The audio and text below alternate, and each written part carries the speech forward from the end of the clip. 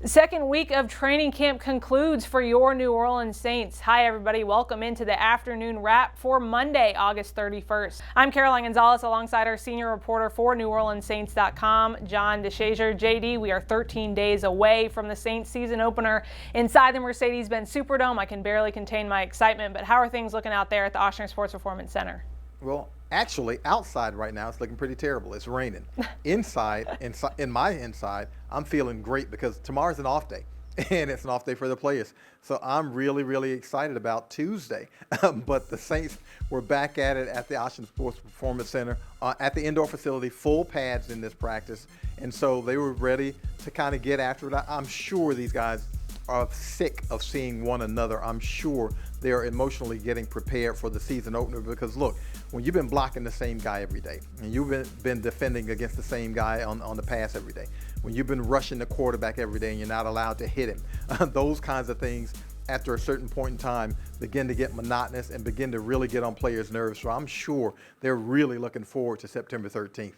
We are just a few days away now. All right, well, things have been intensifying there at the Ochsner Sports Performance Center for the Saints, and Sean Payton touched on that following practice today. I don't think about, I wish we had more time, but you recognize the urgency and you recognize the importance of the decisions coming up. I think one of the challenges always during training camp, and in this case, without preseason games, you're in a race to prepare to get ready for that first game. And it's a little bit of a blind race because you don't know how the other teams are doing or where they're at relative to their progress. You really got to just focus on the things that you can control, which is our progress and our conditioning and where we're at. So obviously it's an important week. Well, good news for Saints fans. Starting left guard Andrus Peat returned to practice today after suffering a thumb injury. Now, he still is dealing with it a little bit, but of course it's good to have him back in the lineup for the Saints and back at practice. Following practice today, Sean Payton spoke about how good it is to have Peat back in the lineup. Yeah, look, it's good to have him back.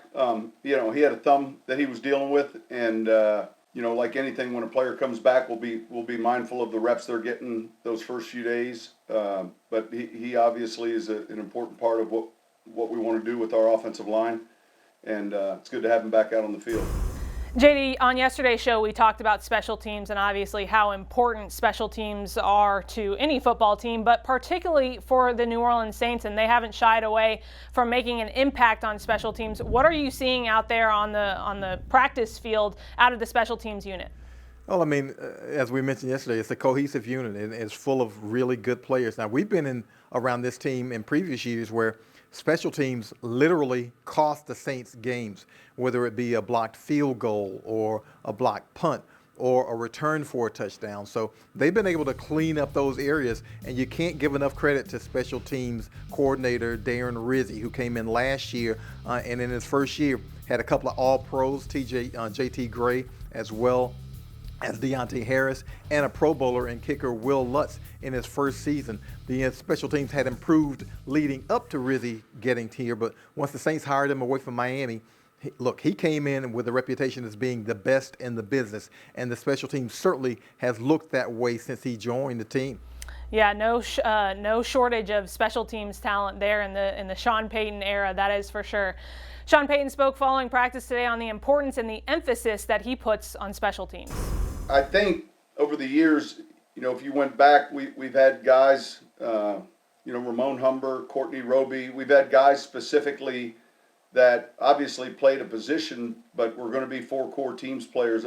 It's an important part of the game. And when we have these discussions like we're going to have as the week leads up to this cut down, the challenge for every team this year is you're not getting some of the exposure you might have gotten in the preseason with some of these young players in the kicking game.